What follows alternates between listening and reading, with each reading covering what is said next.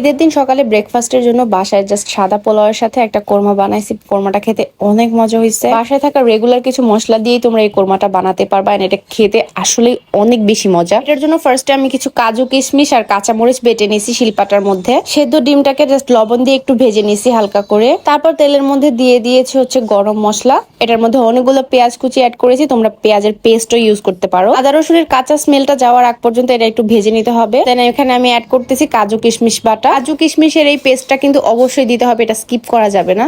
সামান্য পরিমাণ হলুদ মরিচ ফাঁকি, স্বাদ মতো লবণ আর 1 চা চামচের মতো চিনি অ্যাড করে মশলাটাকে সুন্দর মতো কষিয়ে নিতে হবে। তারপর আমি এই মশলাটার মধ্যে 1 কাপের থেকে একটু বেশি দুধ অ্যাড করেছি। সবকিছুকে একদম প্রপারলি মিক্স করার পর এটাকে আমি ঢাকনা দিয়ে ঢেকে কিছুক্ষণ রান্না করব। 2 বারের মতো দুধটা এরকম বলক চলে আসলে এর মধ্যে হচ্ছে ডিমগুলো অ্যাড করে দিতে হবে। পর্যায়ে আমি কয়েকটা কাঁচামরিচ ভেঙে দিয়ে দিচ্ছি, এর জন্য খুব সুন্দর একটা স্মেল আসছে এটার মধ্যে। আপনারা যে যেমন গ্রেভি রাখতে পছন্দ করেন ওই থিকনেসে গ্রেভিটা রাখবেন। এটার গ্রেভিটা খুব বেশি পাতলা করি নাই, একটু ঘন করতে চাইছি, তাই হচ্ছে একটু বেশিক্ষণ রেখেছি। লাস্ট ফিনিশিং হিসেবে এর মধ্যে আমি 1 চা চামচের মতো ঘি অ্যাড করেছি। ঘি এর জন্য এটার টেস্ট প্লাস হচ্ছে স্মেল খুবই এনহ্যান্স হয়েছে। আমার ডিমের কোরমা রেডি। এটা পোলাওয়ের সাথে খেতে খুবই মজা লাগে।